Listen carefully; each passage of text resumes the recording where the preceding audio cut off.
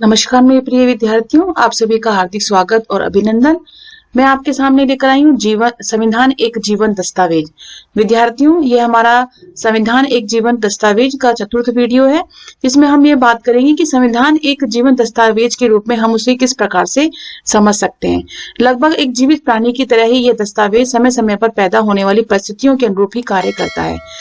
विद्यार्थियों, कि जिस प्रकार से समय परिवर्तित होता है, समय में बदलाव आता है, तो संविधान भी अपने अनुच्छेदों में, अपने उपबंधों में परिवर्तन करता है।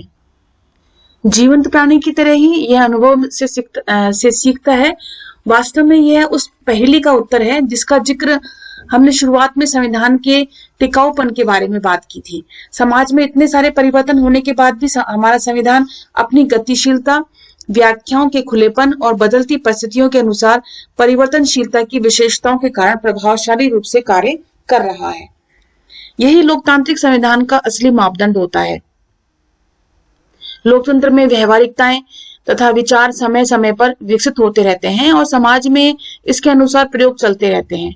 कोई भी संविधान जो प्रजातंत्र को समर्थ बनाता हो और नए प्रयोग के विकास का रास्ता खोलता हो, वह केवल टिकाऊ ही नहीं होता है, बल्कि अपने नागरिकों के भी सम्मान का पात्र भी होता है। महत्वपूर्ण सवाल यह है कि क्या संविधान खुद का और लोकतंत्र का संरक्षण करने में सक्षम है। विद्यार्थियों, इसमें यह बताने का प्रयास किया गया है कि संविधान किस प्रकार से एक जीवंत है। अगर समय और परिस्थितियों के अनुसार यदि हम संविधान को परिवर्तित करते हैं, उनमें गतिशीलता लाते हैं, उसमें खुलापन लेकर आते हैं और बदलती परिस्थितियों के अनुसार हम परिवर्तन करते हैं, तो निश्चित रूप से हमारा जो संविधान है वो लोकतांत्रिक रूप से उसे संरक्षण भी प्राप्त होता है और वह जीवंतता बनाए हुए रहता है। पिछले 6 दशकों के दौरान देश की राजनीति तथा संवैधानिक विकास के मामले में बहुत ही महत्वपूर्ण परिस्थितियां पैदा हुई हैं। इस अध्याय में हम उनमें से कुछ परिस्थितियों का उल्लेख कर चुके हैं और 1950 से संवैधानिक तथा वैधानिक मुद्दों के बारे में बार बार सामने आने वाले सबसे गंभीर प्रश्न संसद की सर्वोच्चता का रहा है। संसदीय लोकतंत्र में संसद देश की जनता का प्रतिनिधित्व करती है और इसलिए ऐसा माना जाता है कि कार्यपालिका तथा न्यायपालिका पर इसको वरीयता प्राप्त है। ये विद्यार्थियों, हमें पता है, हम जानते हैं कि संसदीय लोकतंत्र जो है, यानी संसद जो है देश का यानी कि जनता का प्रतिनिधित्व करती है, इसलिए कार्यपालिका तथा न्यायपालिका पर इसकी वरीयता अत्यधिक प्राप्त है। और इसी प्रकार संविधान में सरकार के अन्य घटकों को भी शक्तियां प्रदान की गई हैं। इसलिए यह अपेक्षा की जाती है विद्यार्थियों की संसद की सर्वोच्चता इस ढांचे के अंतर्गत ही हो। प्रजातंत्र का अर्थ केवल वोट तथा जनप्रतिनिधियों तक ही सीमित नहीं होता है। प्रजातंत्र का अर्थ विकासशील संस्थाओं से है और इनके माध्यम से ही वह कार्य करता है। सभी राजनीतिक संस्थाओं को लोगों के प्रति उत्तरदायी होना चाहिए और दोनों को एक दूसरे के साथ मिलकर के चलना चाहिए। तभी जाकर के ही लोकतंत्र जो है या संसद की सर्वोच्चता या लोकतंत्र जो है जीवित रहेगा और संविधान भी जीवंतता प्राप्त करेगा। हाँ, मैं समझ गई, यह कुछ सीसा झूले की तरह है। क्या इसे रस्साकशी कहना ज्यादा उचित होगा? ये कार्टून में व्यंग किया गया है।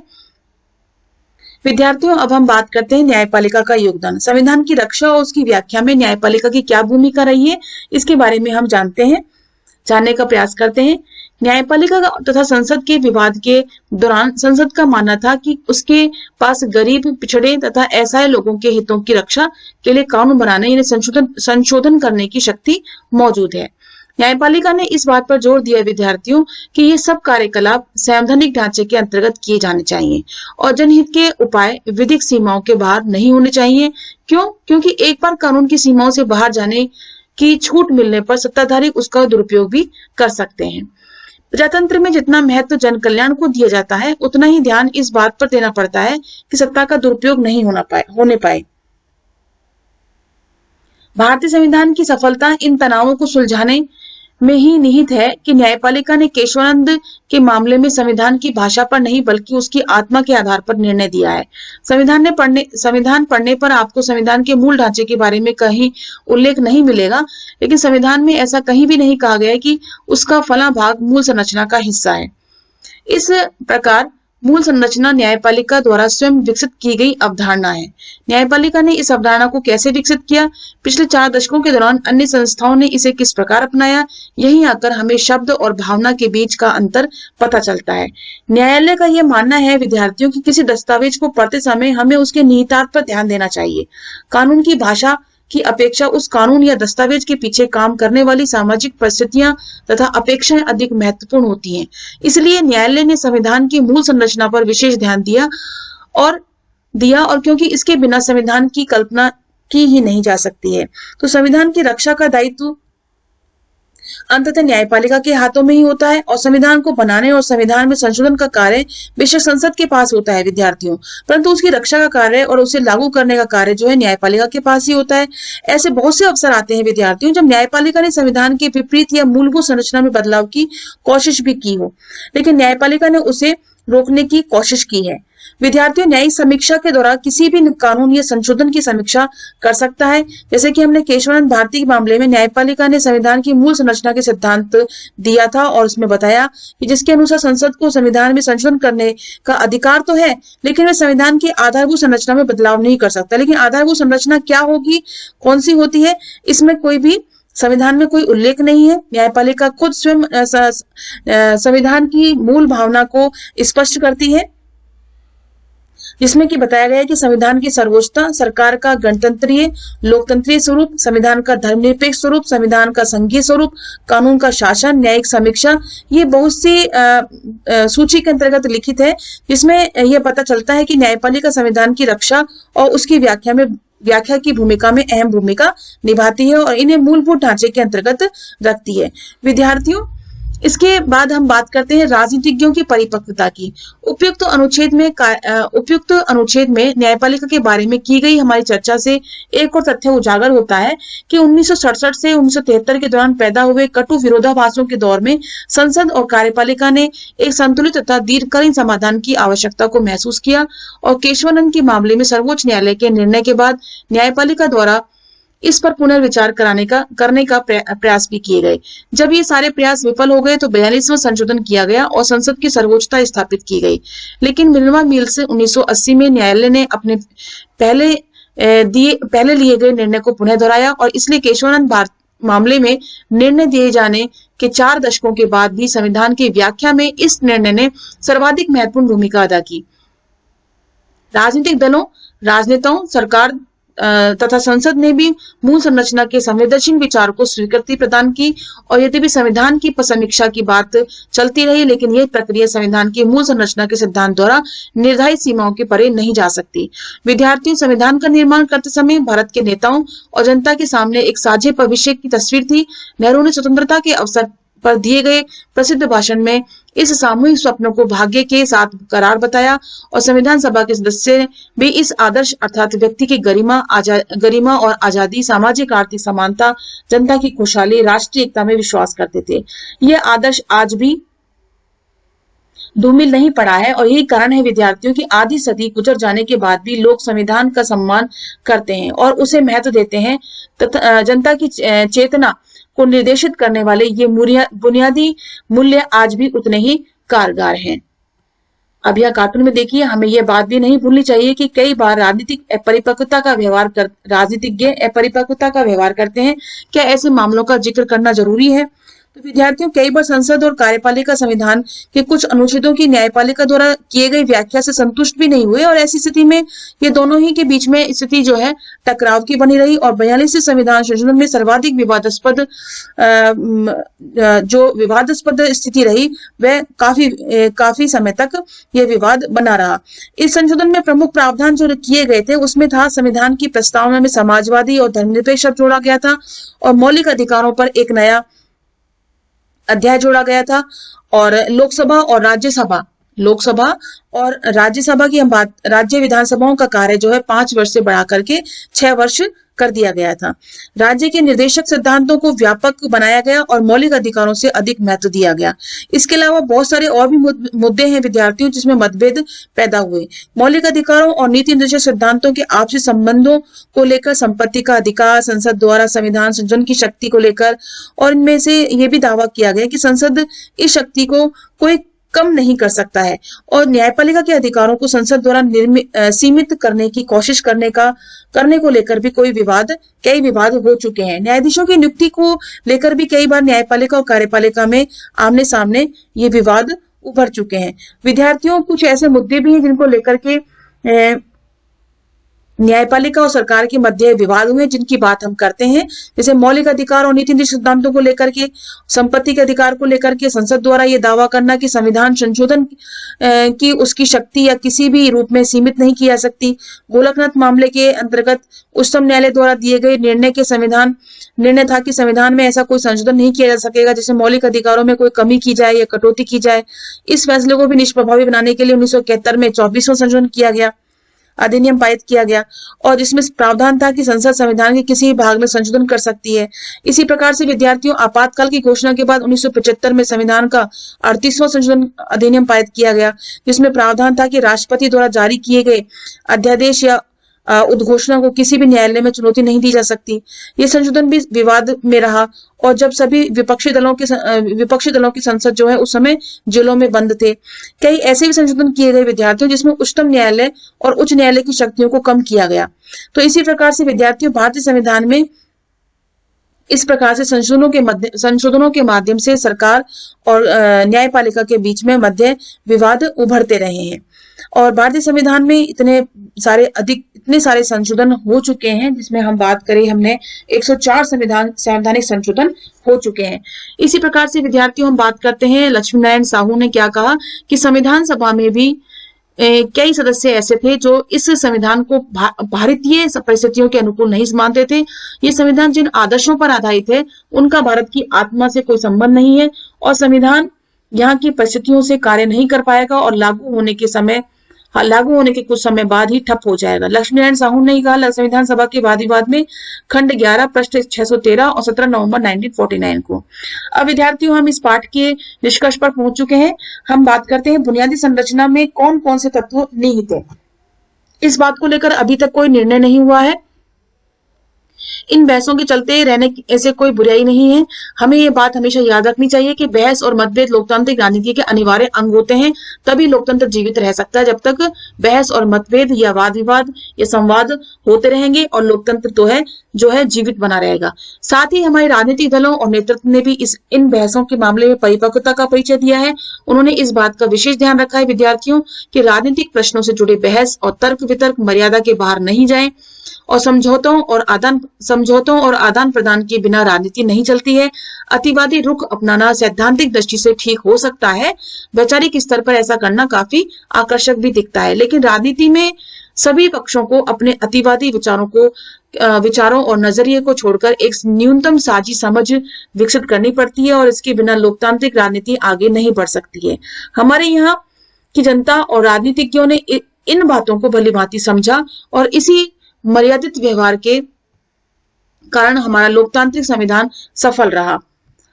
सरकार ने के विभिन्न अंगों के बीच सर्वोच्च होने की प्रतिद्वंद्विता हमेशा चलती रही, और जन कल्याण के अभिप्राय को लेकर भी उनके बीच में द्वंद्व बना रहा, लेकिन अंततः निर्णय जनता के हाथों में ही रहता है। वस्तुतः लोकतंत्र का उद्देश्य पूरी राजनीति का अंतिम लक्ष्य जनता की आजादी और खुशहाली होता है। तो विद्यार्थियों इस प्रकार से ये अध्याय हमारा समाप्त होता है। मैं उम्मीद करती हूँ कि यह अध्याय आपको पूरी तरह से समझ आया होगा कि किस प्रकार से हमारा संविधान एक जीवंत दस्तावेज बना हुआ है। अब विद्यार्थियों बात आती है प्रश्नावली की। ये अभ्यास प्रश्न है, आपको अपनी उत्तर पुस्तिका में करने हैं। सबसे पहला प्रश्न आता है, निम्नलिखित में से कौन सा वाक्य सही है? संविधान में समय समय पर संशोधन करना आवश्यक होता है, तो आप इसमें बताइए कौन सा इसमें सही है। तो इसमें परिस्थितियां बदलने पर संविधान में उचित संशोधन करना आवश्यक हो जाता है। दूसरा, किसी समय विशेष में लिखा गया दस्तावेज कुछ समय पश्चात अप्रासंगिक हो जाता है। हर पीढ़ी के पास अपनी पसंद का संविधान चुनने का विकल्प होना चाहिए। संविधान में मौजूदा सरकार का राजनीतिक दर्शन प्रतिबिंबित होना चाहिए। तो पहला उत्तर सही है। इसमें परिस्थितियां बदलने पर संविधान में उचित संशोधन करना आवश्यक हो जाता है।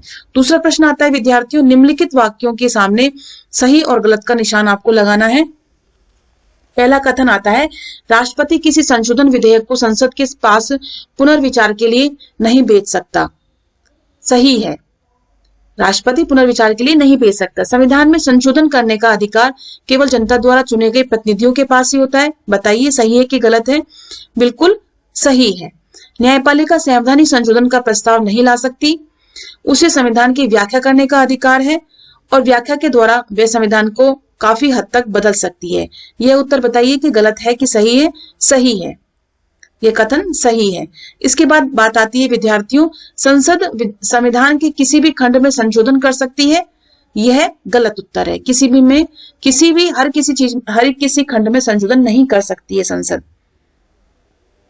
इसके बाद बात करें, निम्नलिखित में से कौन सा भारतीय संविधान की संशोधन प्रक्रिया में भूमिका निभाते हैं? इस प्रक्रिया में ये कैसे शामिल होते हैं? तो इसमें बात की गई है मतदाता, भारत का राष्ट्रपति, राज्य की विधानसभाएं और संसद।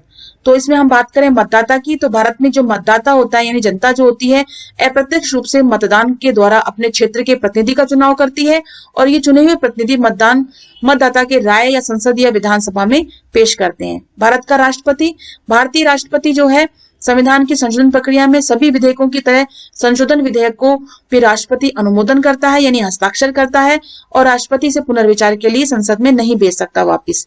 तीसरा यानी गैर राज्य की विधानसभाएं, राज्य की विधानपालिकाओं की संविधान संशोधन की मामले में बहुत ही सीमित भूमिका है। कोई भी संविधान संशोधन प्रस्ताव राज्य की विधानसभा में पेश नहीं किया जा सकता जब तक कि संसद से बिल पारित होने के बाद बिल आधे राज्य की विधान पालिकाओं से पारित नहीं हो जाता तब तक। फिर उसके बाद संसद की बात आती है। संसद में संविधान संशोधन की प्रक्रिया संसद से ही शुरू होती है और संसद के विशेष बहुमत के अलावा किसी बाहरी एजेंसी जैसे संविधान आयोग या किसी अन्य निकाय की संविधान की संशोधन की प्रक्रिया में कोई भूमिका नहीं होती है। इसके बाद इसमें राज्यपाल और न्यायपालिका भी बता रखा है। राज्यपाल भी संविधान संशोधन में कोई भूमिका नहीं निभाते और न्यायपालिका संविधान संशोधन में कोई भूमिका नहीं निभाती। विद्यार्थियों, इस प्रकार से चौथा प्रश्न आता है कि इस अध्याय में आपने पढ़ा कि संविधान का 42वां संशोधन अब तक का सबसे विवादास्पद संशोधन रहा और इस विवाद के क्या कारण थे। तो आपको इसमें उत्तर देना है कि कौन से इसमें विवाद के कारण रहे। कि यह संशोधन राष्ट्रीय आपातकाल के दौरान किया गया था। आपातकाल की घोषणा अपने आप में ही एक विवाद का मुद्दा था। यह संशोधन विशेष बहुमत पर आधारित नहीं था। इसे राज्य विधान पालिकाओं का समर्थन प्राप्त नहीं था। संशोधन के कुछ उपबंध विवादास्पद थे। तो विद्यार्थियों, इसमें उत्तर 1974 और 1976 के बीच जो 3 वर्ष के अंतराल में 10 संवैधानिक संशोधन किए गए थे, इन संशोधनों के माध्यम से सत्तारूढ़ दल संविधान के मूल स्वरूप को बिगाड़ना चाहता था और इस संबंध में 38वां, 39वां, 42वां संशोधन विवादास्पद रहा और जून 1975 में देश में आपातकाल की घोषणा की गई थी। ये 3 संशोधन इसी पृष्ठभूमि से निकले थे। इन संशोधनों का लक्ष्य संविधान के कई महत्वपूर्ण हिस्सों में बुनियादी परिवर्तन करना था। 5वीं बात आती है कि संविधान निम्नलिखित वाक्यों में से कौन सा वाक्य विभिन्न संशोधनों के संबंध में विधायिका और न्यायपालिका के टकराव का सही व्याख्या नहीं करता है। तो आपने इसमें उत्तर आपको कौन सा उत्तर आपको सही लगता है वो देना है। जिसमें पहला बताया गया संविधान की कई तरह से व्याख्या की जा सकती है। खंडन, मंडन, बहस और मतभेद लोकतंत्र के अनिवार्य अंग हैं और कुछ नियमों सिद्धांतों को संविधान में अपेक्षाकृत ज्यादा महत्व दिया गया है। कुछ संशोधनों के लिए संविधान में विशेष बहुमत की व्याख्या है। नागरिकों के अधिकारों की रक्षा की जिम्मेदारी विधायिका को नहीं सौंपी गई जा सकती। न्यायपालिका केवल किसी कानून की संवैधानिकता की बारे में फैसला दे सकती है। वह ऐसे कानून की अवांछनीयता से जुड़ी राजनीतिक बहसों का निपटारा नहीं कर सकती। तो इसमें से आपको क्या बताना है कि विधायिका और न्यायपालिका के टकराव की सही व्याख्या नहीं करता। तो सही व्याख्या जो नहीं करता है उसके अंतर्गत आता है गैर। नागरिकों के अधिकारों की रक्षा की जिम्मेदारी विधायिका को नहीं सौंपी जा सकती, यह गलत है। इसके बाद आता है बुनियादी ढांचे के सिद्धांत के बारे में सही वाक्य को चिन्हित करना है आपको। कि सबसे पहला वाक्य आता है संविधान में बुनियादी मान्यताओं का खुलासा किया गया। बुनियादी ढांचे को फोड़कर विधायिका संविधान के सभी हिस्सों में संशोधन कर सकती है। न्यायपालिका ने संविधान के उन पहलुओं को स्पष्ट कर दिया जिन्हें बुनियादी ढांचे के अंतर्गत या उसके बाहर रखा जा सकता है। यह सिद्धांत सबसे पहले केशवानंद भारतीय मामले में प्रतिपादित किया गया। तो उपरोक्त में दिए गए सभी जो कथन हैं वो सभी कथन सही हैं। कै, खे, गे और घे और ये डे भी आता है इसमें। इस सिद्धांत से न्यायपालिका की शक्तियां बढ़ी हैं और सरकार और विभिन्न राजनीतिक दलों की बुनियादी ढांचे के सिद्धांत को स्वीकार किया गया। ये भी कथन सही है।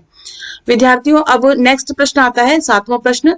सन 2000 से 2003 के बीच संविधान में अनेक संशोधन किए गए और इस जानकारी के आधार पर आप निम्नलिखित में से कौन सा निष्कर्ष निकालेंगे?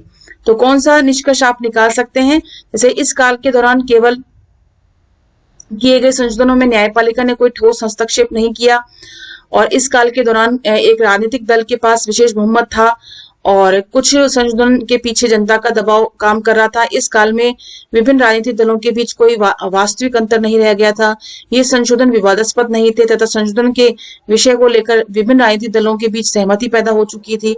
तो इसमें आप देख सकते हैं कि कै और ये है जो है, यह निष्कर्ष निकाले गए कि इस काल के दौरान किए गए संशोधनों में न्यायपालिका ने कोई ठोस हस्तक्षेप नहीं किया, और घ कहता है कि इस काल में विभिन्न राजनीतिक दलों के बीच कोई वास्तविक अंतर नहीं रह गया था।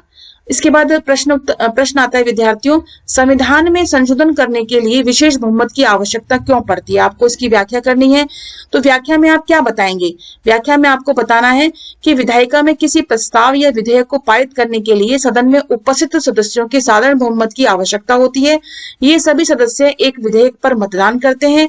अगर इन सदस्यों में से कम 124 सदस्य विधेयक के पक्ष में मतदान करते हैं तो इस विधेयक को पारित माना जाता है, लेकिन संशोधन विधेयक पर यह बात लागू नहीं होती है। संविधान में संशोधन करने के लिए दो प्रकार की विशेष बहुमत की आवश्यकता होती है। पहला, संशोधन विधेयक के पक्ष में मतदान करने वाले सदस्यों की संख्या सदन के कुल सदस्यों की संख्या की कम से कम आधी होनी चाहिए। दूसरा, संशोधन का समर्थन करने वाले सदस्यों की संख्या मतदान में भाग लेने वाले सभी सदस्यों की 2/3 होनी चाहिए।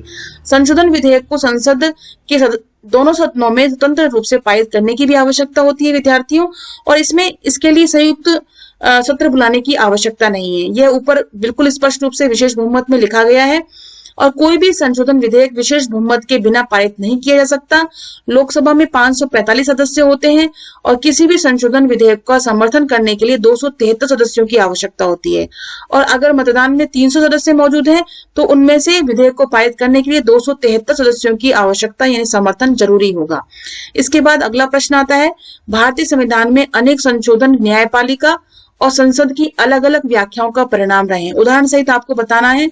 तो इसमें अनेक संशोधन न्यायपालिका और संसद की अलग अलग व्याख्याओं का परिणाम रहे हैं। तो इसमें आपको बताना है तकनीकी भाषा में संशोधन या प्रशासनिक, इसमें उदाहरण देकर के आपको बताना है। इसमें 60 वर्ष से 62 वर्ष कर दी गई थी। 15वां और 55वां संविधान संशोधन था।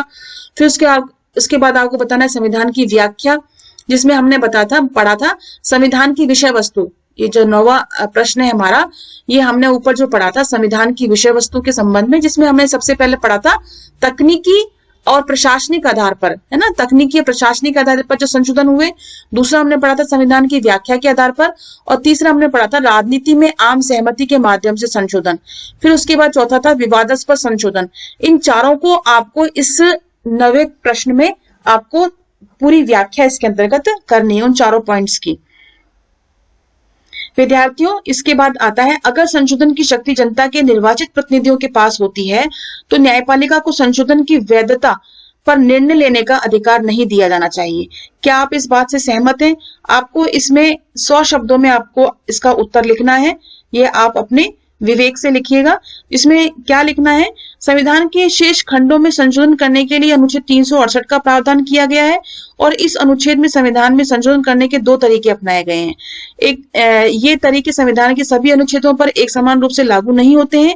एक तरीके के अंतर्गत संसद के दोनों सदनों के विशेष बहुमत द्वारा संशोधन करने की बात कही गई है। दूसरा तरीका जो है कठोर है, उसमें संसद के विशेष बहुमत के साथ साथ राज्य की विधान पालिकाओं की आधी संख्या की बात की गई है।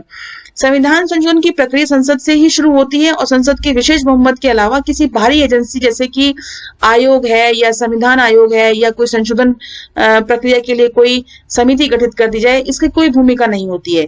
इसी प्रकार से विद्यार्थी संसद या कुछ मामलों में राज्य विधान पालिकाओं में संशोधित पारित होने के पश्चात इस संशोधन को पुष्ट करने के लिए किसी प्रकार के जनमत संग्रह की आवश्यकता नहीं होती है, क्योंकि यहाँ पे अप्रत्यक्ष शासन प्रणाली है। भारत में प्रत्यक्ष शासन प्रणाली नहीं है। अन्य सभी विधेयकों की तरह संशोधन विधेयक को भी राष्ट्रपति के अनुमोदन के लिए भेजा जाता है, परंतु इसके मामले में राष्ट्रपति पुनर्विचार के लिए संसद में नहीं भेज सकता उसे वापस। और इस बात से पता चलता है कि संशोधन की प्रक्रिया इतनी कठोर है और जटिल है जो हमारे संविधान में स्थापित है। तो इस प्रकार से विद्यार्थियों, आपको अपने इन 100 शब्दों के अंतर्गत आपको इस प्रकार से आपको इसके अंतर्गत व्याख्या करनी है। और इसके साथ ही विद्यार्थियों, ये वीडियो यही समाप्त होता है और नेक्स्ट वीडियो में हम नेक्स्ट अध्याय लेकर के आएंगे। तब तक के लिए हम आपसे विदा लेते हैं और धन्यवाद एंड नमस्कार।